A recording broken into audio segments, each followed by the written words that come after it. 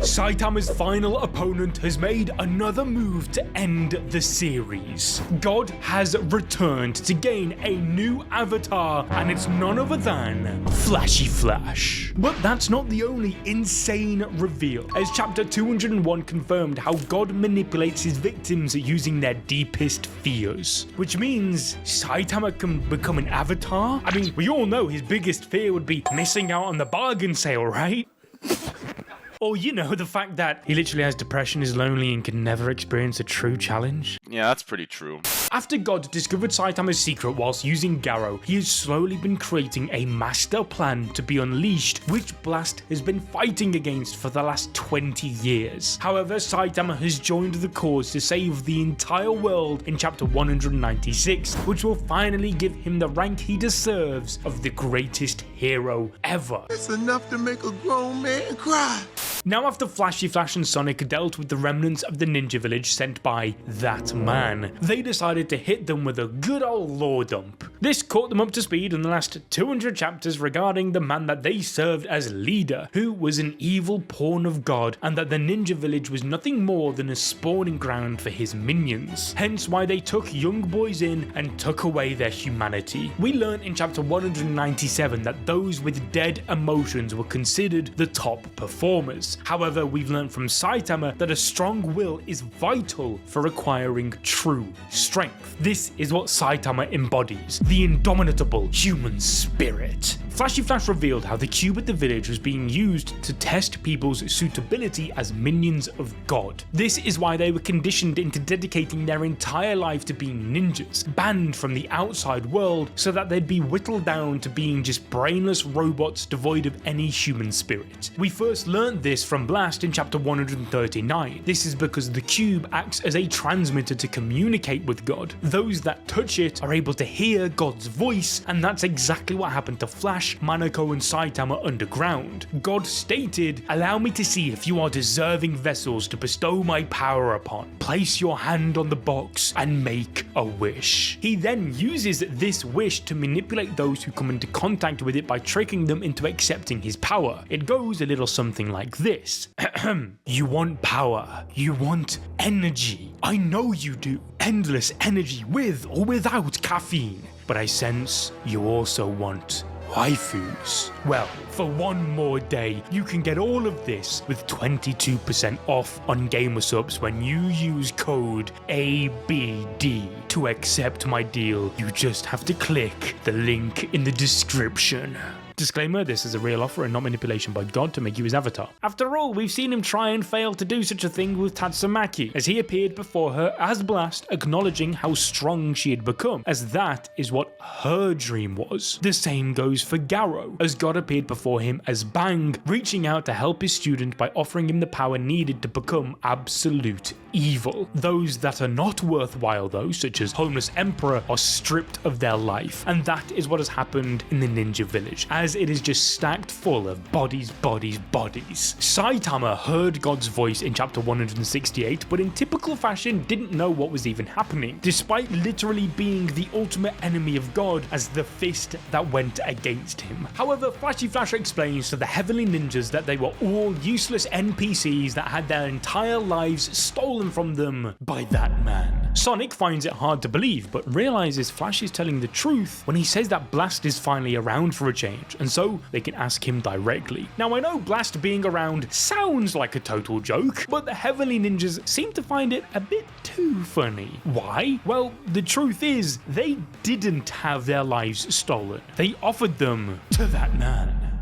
Yeah, this ninja village is just a full-on cult. They are so brainwashed that they dare to call those who abandon it, such as Flashy Flash and Sonic, selfish for choosing to live their own life. You can't make this shit up! Now, as they continue to spout about how they're blessed, the only response left is to kill them. However, someone beats them to it. Any guesses? That man. By consuming human blood and guts, he will be reborn. Thus, they offer themselves. I'm gonna have to censor all this, but just know it ain't pretty. Thankfully, it's all a Genjutsu. Someone called Itachi because Empty Void copied his entire flow bar for bar. He's forcing these guys to watch some downright gruesome scenes. However, Flashy Flash, as a true ninja of Konoha, the ninja village, can look past such tricks with ease. Now this is where the manga and webcomic have once again gone in entirely separate directions. In the webcomic, we don't even know Empty Void's name, and in fact, he barely had any screen time, as following the match between Sonic and Flashy Flash, Saitama just off-screened him. But Murata is cooking with the One Punch Man story by expanding on Saitama's final adversary. I can see it, I feel it. He's cooking. This is because it turns out Empty Void has entered Cosmic Throat Goat mode. That's right, he reaches all up inside himself and throws up one of God's cubes, telling Flashy Flash that he has passed. Sonic, on the other hand, is insignificant. Embarrassing! Flash explains how he purposefully sent Blast to the wrong location, as he knew Empty Void would be here with him. That way, he can force him to tell him everything he knows about God. It's a great idea, because I'm sure sending the two most powerful characters away when going to battle a God-level threat is just a genius idea, right? No! It's just dumb. Now the two of them go at it at top speed, which is crazy. We must remember just how fast Flashy Flash is. I know it's kind of in his name, but he was able to keep up with the likes of Platinum Sperm and Monster Garrow to the point where the three together left behind a geometric structure above the city. Empty Void, on the other hand, is effortlessly keeping up with Flashy Flash, dodging all of his attacks, all whilst carrying one of God's cubes, which we know to be extremely heavy, to the point where just dropping one onto the ground from a small height will create a mini crater in the ground. So the fact that he's being weighed down that much and still keeping up without trying shows just how strong Empty Void truly is. Like I said, compared to the webcomic, it's entirely different. We now know from chapter 196 that this guy was Blast's partner, likely sharing the #1 class spot with him as they were a pair. So just imagine someone with Blast's power level taking God's blessing. He would be otherworldly.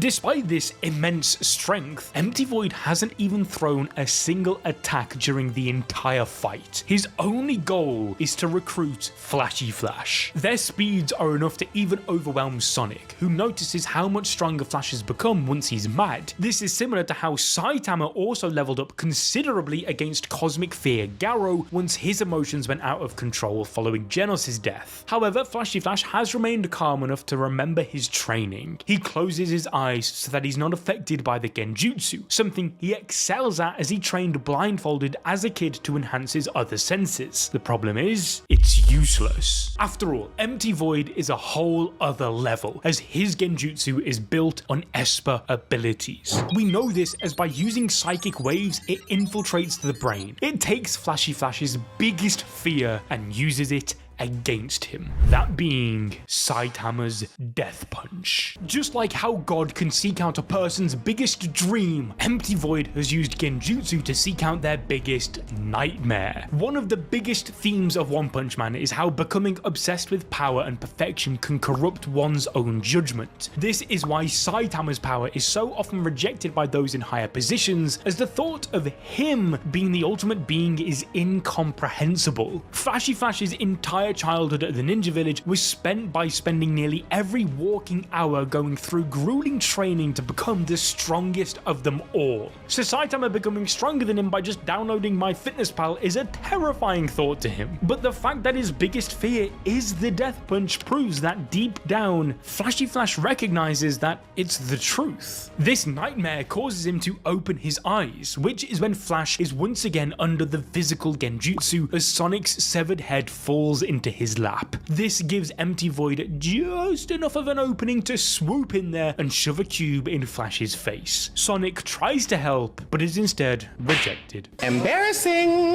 Empty Void mentions how if you provoke someone's inferiority complex, they will eventually succumb to God's power, which is what we mentioned earlier with Garou and Tatsumaki. Sonic was in a similar scenario as he wanted power fast in order to defeat Saitama, and so he ate a monster cell. However, it had no effect. Now, whilst this is partially because he microwaved it, there's also the fact that in chapter 196 we see a flashback where Sonic mentions how he was born with a powerful soul. Thus, the village couldn't control him as he had a dream for the future. This is why the monster cells had no effect, as his psychological state was firm and strong, which is the key to retaining your humanity and not becoming a monster, as confirmed by Blast in chapter 195. This is how Garou managed to break through his cosmic fear transformation after he saw Tario lying dead on the ground thanks to his own doing. Nonetheless, Flashy Flash then wakes up inside a dream world, which we have seen on numerous occasions, each time represented as a flowery meadow. We saw Homeless Emperor in a similar place before his forfeiture, as well as Child Emperor in his battle with Phoenix Man. This place was dubbed the Phoenix Space in that instance, but after the recent events of the manga, the entire scene has been recontextualized. We saw God trying to manipulate the young kid in that instance the same way as all the others by appealing to his biggest desire of being accepted, before Saitama broke in and saved him, that is. Now Flashy Flash ponders about where he's at, which is when stood atop of the hill is a young Sonic, saying, "I'm glad I deserted the village with you. We finally made it to the place of dreams we swore to." The penny then drops as Flash realizes the place they're at is where they said they'd create a village together as kids. However, we know that Flash's mission is to find out as much information on God as possible, thus it's not out the realms of possibility that he's aware of what's going on. Blast already informed him during the Monster Association War what the cubes and God's intentions are. Also, the skills of any good ninja involve deception and information gathering, and as we know, Flashy Flash is the best of the best. He admitted that the more outstanding the fighter, the more set they are in their original ways, and as of this arc, Flash's ways are to defeat God. Thus, Flashy Flash playing along to gather intel is very plausible, and so he tells Sonic, who we see is secretly God, that he was having a scary dream. God explains that any nightmare would be better than the life in the village, and that starting now, they would build their own ninja village. Both Madara and Hashirama then go to shake hands. Sorry, wrong series again. Sonic, or God I should say, reaches his hand out to Flash, who goes to take it in a panel that resembles the famous Creation of Adam painting, which represents the moment in which God gave life to Adam. However, in One Punch Man, as we've discussed, power is the most important thing in life to many people, and so God giving them his is the equivalent to giving them light, like he did to Adam. Now, if all of this has just blown your brains out, you owe me a favor, and that favor is clicking the video on your screen right now.